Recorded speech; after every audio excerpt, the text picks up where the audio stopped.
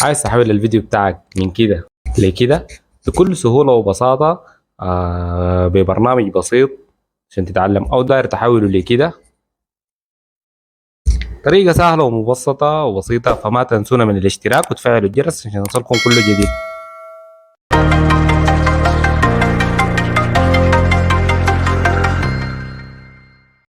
حاجة نمشي للتطبيق ده اللي بغير لك الفيديو لكورتونو انمي، ونفتح التطبيق. طبعا محتاجين انك تشغل النت.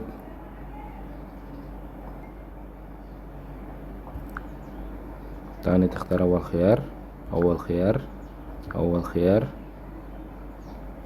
كده. بيقوم بيحاول يفتح معاك، يقول لك اختار تسجل بالايميل ولا بحسابك بتاع الفيسبوك. مثلا نختار الايميل، تختار الحساب اللي عايزه انت. بيقوم بيحاول يسجل، تقوم تدوس الكراسة على يدك اليمين الفوق، دي كلها اعلانات. تدوس سماح، تاني تدوس الكراسة على يدك اليمين الفوق كده فتح معاك.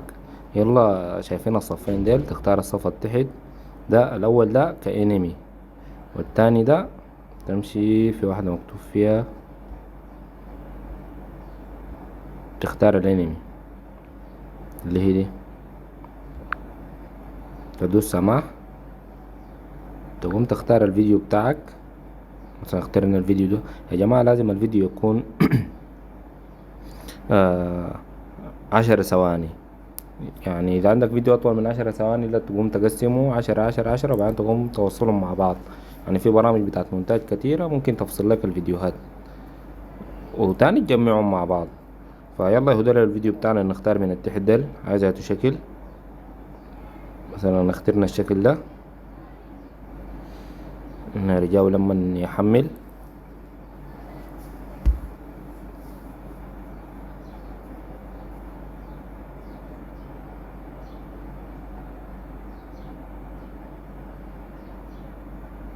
بعد مرات بياخد شوية وقت كده ده لما يحمل.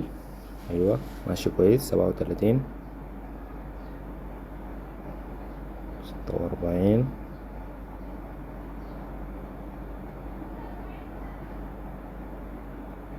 64، 82.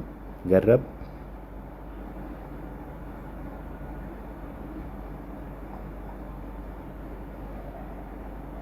ايوه كده تم 100%.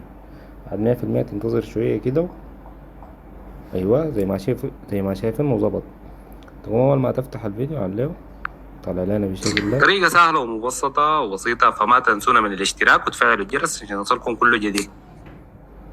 فبس كان ده الشرح لبرنامج الليلة، انه كيف تبقي الفيديو بتاعك انمي او كرتون. ده كان شرحها لليلة، فما تنسونا من الاشتراك وفعلوا الجرس يا جماعة. واهم حاجة اللايك، ادوا لايك في الفيديو عشان ينتشر لأكبر كمية. والسلام عليكم.